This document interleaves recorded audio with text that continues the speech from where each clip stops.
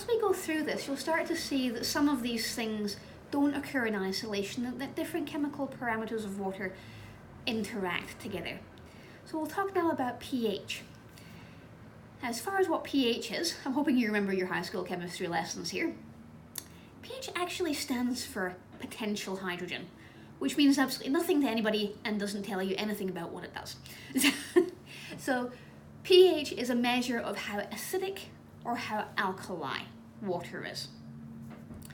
So your pH 7 is your neutral pH. Anything which is below pH 7 is on that acidic scale. Anything which is above pH 7 is considered to be alkaline. In New Zealand, we very often have a problem with pH being a little bit lower than pH 7, and that can cause damaging effects, especially to our plumbing. Not so much to us or our health, but definitely to our plumbing.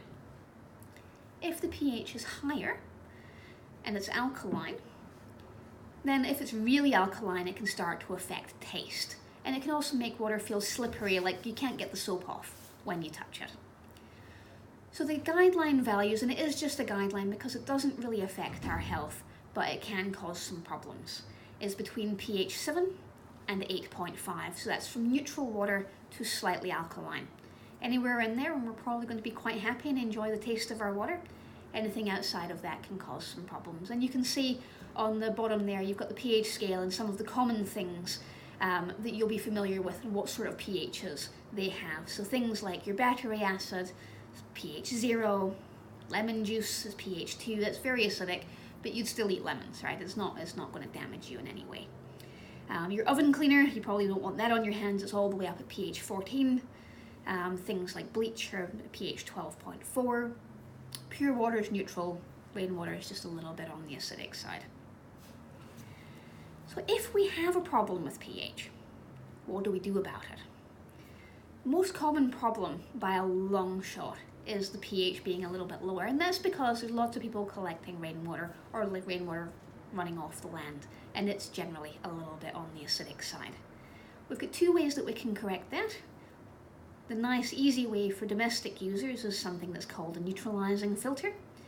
A neutralizing filter contains a natural limestone that we run the water through, and that takes the pH back up again. For our larger supplies, we can dose either soda ash or caustic soda via one of those dosing pumps, but we have to be a bit more careful about how we do that, and it really is only the bigger supplies. If you do find that your pH is high, in most cases, people just live with it, honestly, because it's a bit of a nuisance to correct. If we are going to correct it, and we have done, what we do is we take one of those dosing pumps again, but this time we dose an acid. A lot of people don't really want to have dosing pumps and chemicals around their kids or that they have to look after at home, which is why most people who have alkaline water, because it's not harmful, generally just put up with it. But if people want to sort it out, we can certainly do that for them.